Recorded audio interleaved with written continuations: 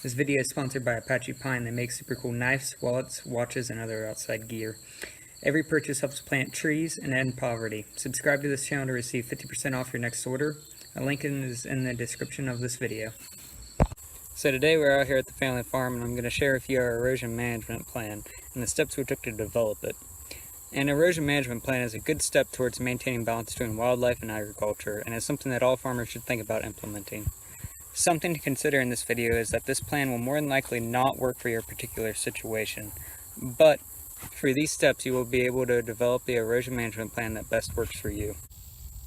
So the first thing to consider when developing your erosion management plan is where the erosion is most likely to occur and why it is occurring. Erosion is a natural force that can break down rock and move soil sometimes at an incredible rate that can end up having a huge impact on the environment and on your farm. Here on our farm, our main erosion problem is right here on this hillside. On the top part of this hillside is a small pond just on the other side of the fence, which has a poorly installed overflow drain. Since the overflow drain was improperly installed, the water has been draining down the hillside, forming trenching, and will ultimately tear out this hillside and there will no longer be a pond. If we look at our hillside, we can also see that there is a lack of grasses growing here due to the horses walking on the hillside. The second part of a good erosion management plan is taking into account how your plan will impact the environment. If you look behind me, you will see that on the other side of this fence is a wetland area. As you may know, wetland areas are very delicate and diverse ecosystems that are very vulnerable. When developing our plan, we made sure to minimize the impact on the wetlands. In order to prevent the farm from impacting the wetland, we will install a sediment fence or a silt fence behind our horse fence to prevent any sediment from moving into the wetland. We also notice a large cottontail population on the farm, and we'll use our erosion management plan to help control where they are feeding. Some other things to take into account would be streams, bird habitat, and escape cover. Things like this are necessary for wildlife to thrive on your farm, and these steps can ultimately make your farm more productive. In this third step, you will be forming your plan before implementing it. It is here that you will decide what type of materials that you will need to put your erosion management plan into action.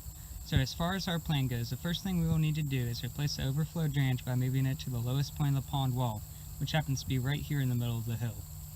Here, we are going to dig a trench starting away from the pond and forming a leach bed using sand and gravel to trap sediment and allowing water to move freely into the water table.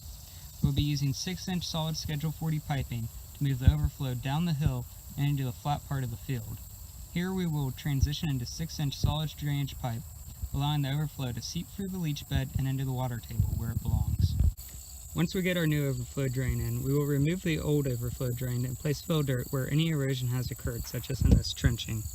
The other cause for our erosion is due to the lack of grass from overgrazing and traveling on the hillside. So what we are going to do to prevent that is actually fence off this section of land and plant wildlife-friendly legumes and bunch grasses on this hillside.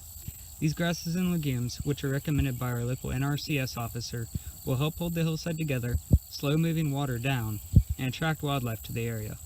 The cool thing about planting these legumes in a small area like this is that it isn't going to hurt the productivity of our farm. It will actually give deer, rabbits, and other wildlife an area where they can be free to forage and keep them out of our vegetable garden. So that is our farm's erosion management plan. And as I said earlier in this video, this specific plan will not work with every farm. You may have a larger hill and have to plant trees and grasses or implement different types of drains. The same steps can be taken to develop your own erosion management plan though. So you got to figure out where your erosion is occurring, think about the impact on wildlife and the environment, and then develop your plan and how you're going to implement it. If you have questions about managing your erosion, feel free to reach out to your local NRCS officer who has all the resources you need to develop your own plan.